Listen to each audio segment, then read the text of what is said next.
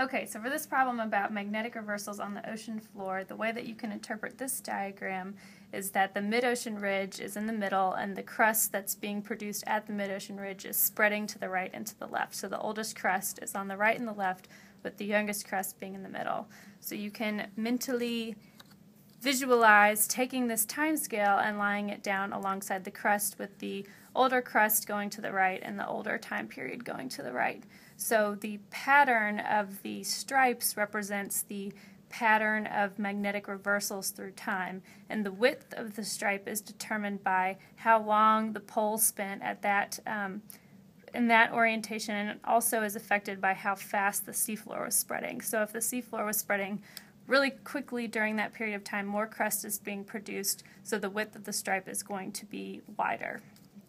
So if we're trying to look and figure out what time period T crust was produced, we can match up these patterns here and try and find the pattern that reaches the point where T is. So here, if we again sort of matches this up, it's a little bit longer here, or the time scale is a little bit longer than the actual crust here, but you can see that at the end we have a wide black stripe, two little white stripes with the black in the middle, and then another thicker black stripe, and that's the same pattern that we see here right before time period T. So we can look there, and it looks to be about 3.6 million years old in between these two. So similarly, you do the same thing in a mirror image for time scale, or the time period S crust. Okay, for the hotspot problem, we're going to imagine that the red expo marker is a hotspot, and this piece of paper is the North American continent, but it could also be any sort of plate like the Pacific plate, and this could be the Hawaiian hotspot. So, but for the purposes of this, we're going to pretend that this is North America, and so my red expo Sharpie, or the Yellowstone hotspot, is not going to move, but the piece of paper or the continent is. So we're going to see traces of the hotspot eruptions on the continent.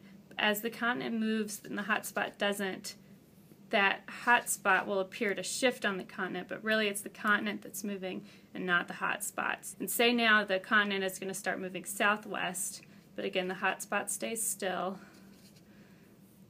And then say again the movement of the continent shifted to be due south, then we would have hotspot traces being left like this.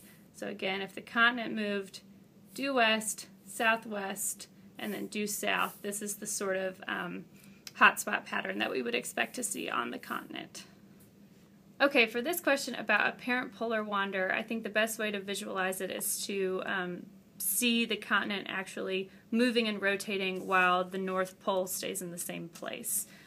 So let's imagine that it's 80 million years ago, and this part of the continent is pointing north. So I'm going to write 80 here. It's 80 million years, and make a little dot to indicate where north was 80 million years ago. So say the continent moved, and now it's 60 million years ago. So we've gone 20 million years closer to the future, and this part of the continent is pointing north. So I'm making a dot here and writing 60. And then say the continent has continued to move until present day, all the way around, and now this part of the continent is pointing north, and let's say this is present. So now we can see where the which part of the continent was pointing north at 80 million years ago, 60 million years ago, and then present. And then for the purposes of getting the right answer on the homework or test questions, you just need to be able to figure out what that pattern of dots would look like, and that gives you an indication of the apparent polar wander for that continent.